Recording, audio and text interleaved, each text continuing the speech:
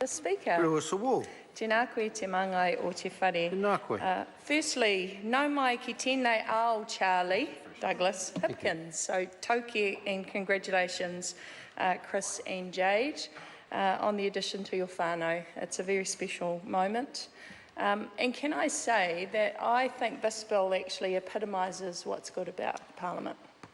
You bring a good kaupapa to this House, and the way that we can work together actually produces something that is incredibly good, and it's going to benefit so many people. So congratulations, Chris Bishop. You're going to have a bill go through this House in your first term, which is something you should be incredibly satisfied with. And so I think we should start at the beginning, and believe it or not, everybody, I got a little research paper, and the beginning was 1964. When we as a Parliament passed the Human Tissue Act. And there's been a progress between that particular piece of legislation and what we have today. So I'm going to take us on a little bit of a trip, because I think along the way we need to acknowledge some pioneers. So in 1989, we allowed the establishment of a database of potential organ and tissue donors through the Land Transport Act. And it was at that point that we really focused on increasing the availability of donors and focused on deceased donors. And how relevant is it? Well, we need 550 donors every year. 450 of those are kidney donations. We also need donations for liver, for heart, for lungs, and for pancreas. Then in 2002, a guy called Andrew Tukey sent a petition to the Health Select Committee requesting that Parliament address the shortage in donors. So we've known for quite a while that we have some issues. And so in 2004, the government agreed. In 2005, we actually created Organ Donation New Zealand. In 2006, and I think it's good that we acknowledge those champions, MP Dr. Jackie Blue introduced a member's bill called the Human Tissue Organ Donation Amendment Bill. And what was behind her bill, and this is really interesting, was that she wanted to make it legally binding on people that wanted to donate and were part of this organ donor register, because what was happening was their parents or their family members would change their minds, and that person's wishes weren't actually followed through. So that was the intention of Jackie's bill, and the government actually picked it up. And it went through the select committee process, and then unfortunately there was huge objection to it. So in 2007, it didn't pass the second stage of the House. And then we had the 2008 Human Tissue Act, which was to facilitate the establishment of a donor register, or it empowered the government to establish a donor register. And then in 2009, the Auckland Renal Transplant Group established a national kidney paired exchange scheme.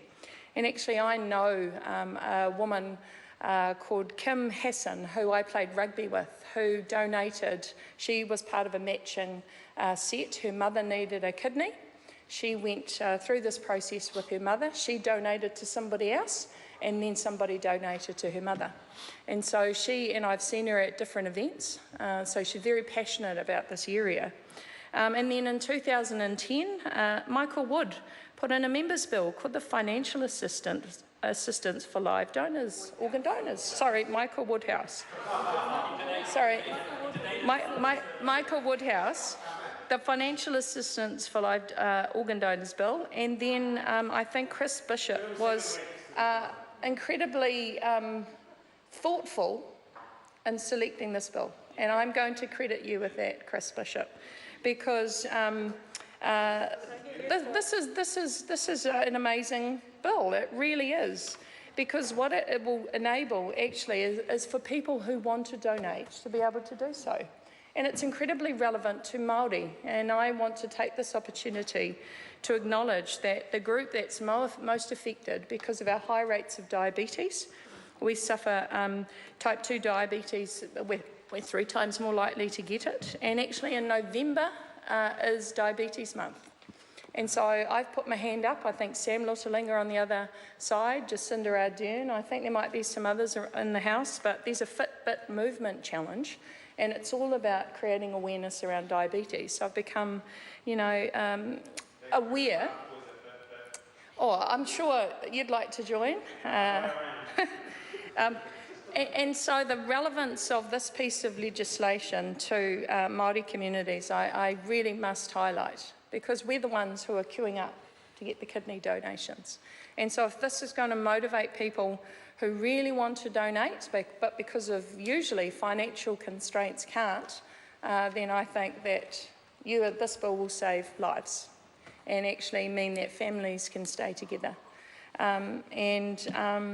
I want to look at the change in name, because actually it's really important.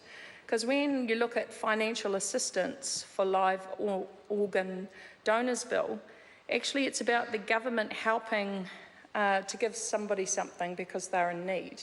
But actually when you look at the concept of compensation, and I like looking at definition, the act of compensating as by making up for somebody's loss, damage or injury because they are giving something to somebody else.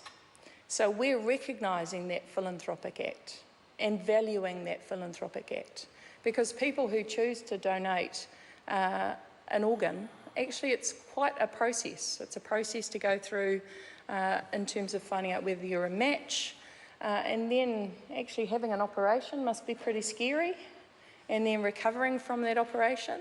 So I think this is a really good piece of legislation. I'm really proud of us for passing this legislation, for working together to make sure that we can meet that demand. 550 people needing organ donations is a heck of a lot.